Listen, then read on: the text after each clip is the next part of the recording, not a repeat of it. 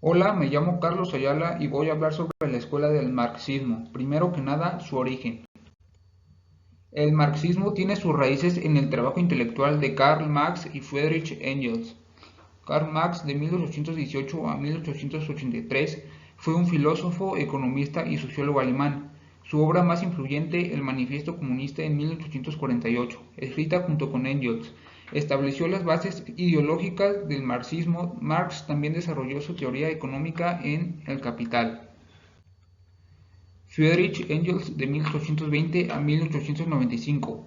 Amigo y colaborador cercano de Marx, Engels coescribió varias obras fundamentales, incluyendo El Manifiesto Comunista. Después de la muerte de Marx, Engels continuó desarrollando y promoviendo las ideas marxistas. Contexto histórico. El marxismo surgió en un contexto de cambios socioeconómicos significativos durante la Revolución Industrial del siglo XIX en Europa. Marx y Engels estudiaron las condiciones de vida de la clase trabajadora y criticaron las desigualdades del sistema capitalista emergente.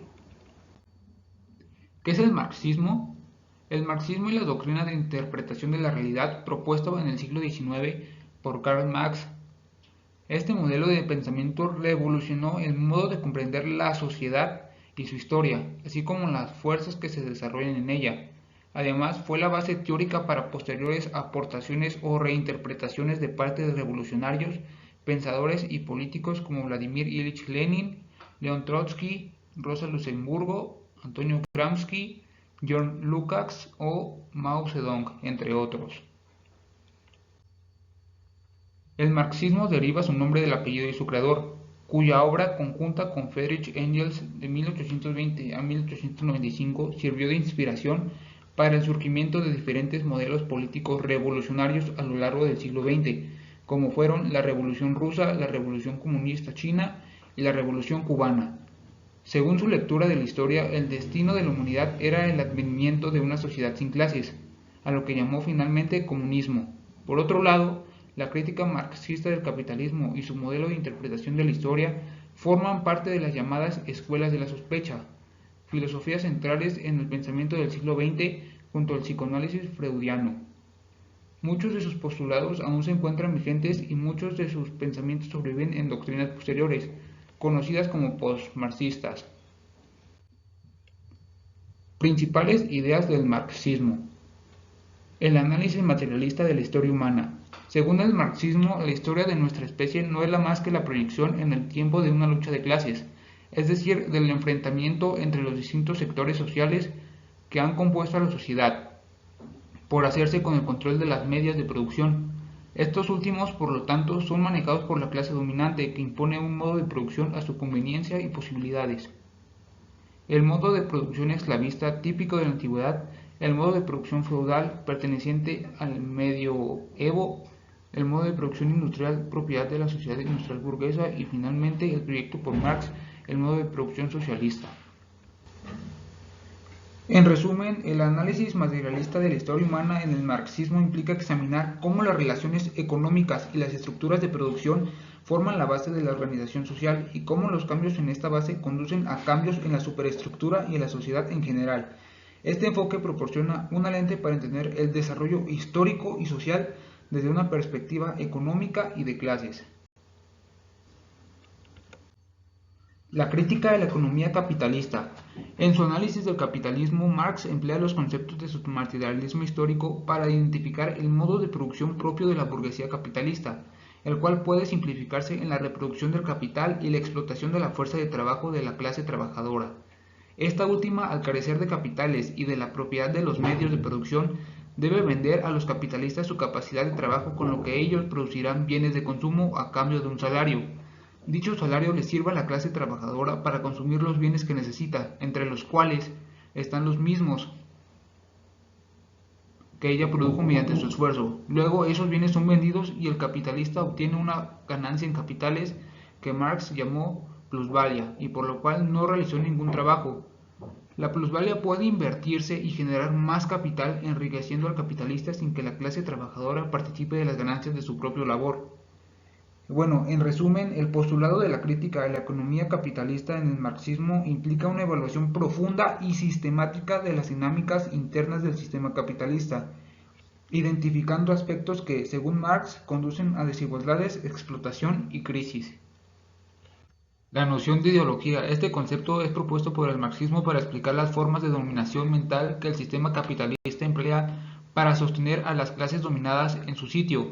En el Capital, Marx explica que opera como un fetichismo de la mercancía, que mantiene a las clases trabajadoras consumiendo. El advenimiento del comunismo. Marx también proyectó su mirada hacia el futuro y predijo que el comunismo sería la sociedad futura al capitalismo, una sociedad sin clases, en la que no fuera necesaria la explotación del hombre por el hombre, como la llamaba él, aunque no explicó ciertamente en qué consistiría ese comunismo ni explicó cómo podría sostenerse si propuso una hoja de ruta que partiendo del capitalismo tarea llevaría a la dictadura del proletariado y finalmente a una sociedad sin clases. Características del marxismo. Número 1. Materialismo histórico. El marxismo se basa en la idea de que las estructuras económicas y las relaciones de producción son las fuerzas motrices de la historia. El materialismo histórico es el método utilizado para analizar cómo las condiciones materiales influyen en la organización social. El número 2. Lucha de clases. Central en la teoría del marxista en la noción de la lucha de clases, Marx argumentó que la historia de la sociedad es la historia de las luchas entre las clases sociales, especialmente la lucha entre la clase trabajadora y la burguesía capitalista. Clases sociales según el marxismo. Estas clases son la burguesía. También conocida como la clase capitalista, la burguesía posee los medios de producción, fábricas, tierras, etc. y emplea al proletariado para realizar el trabajo. En el sistema capitalista, la burguesía extrae beneficios al vender los productos o servicios producidos por los trabajadores. El proletariado. Esta es la clase trabajadora, aquella que vende su fuerza laboral para recibir un salario. Marx argumentó que el proletariado es explotado en el sistema capitalista, ya que produce más valor del necesario para sus salarios, plusvalia, que es apropiado para los propietarios capitalistas. Y el lumpenproletariado, o la clase improductiva, es donde se hallan los individuos marginales que no contribuyen con la producción de ninguna manera. Marx también reconoció otras clases o estratos sociales que surgían dentro de la estructura básica de clases, por ejemplo, las clases medias. Marx no dedicó tanta atención a las clases medias, pero en términos generales las consideraba como capas intermedias entre el proletariado y la burguesía. En algunos momentos las clases medias pueden compartir intereses con una u otra clase dominante, pero también pueden experimentar inseguridad económica. Es importante destacar que la teoría de las clases sociales de Marx se centraba en el contexto del capitalismo industrial del siglo XIX. A lo largo del tiempo, otros teóricos han modificado y ampliado la conceptualización de las clases sociales para abordar los cambios económicos y sociales.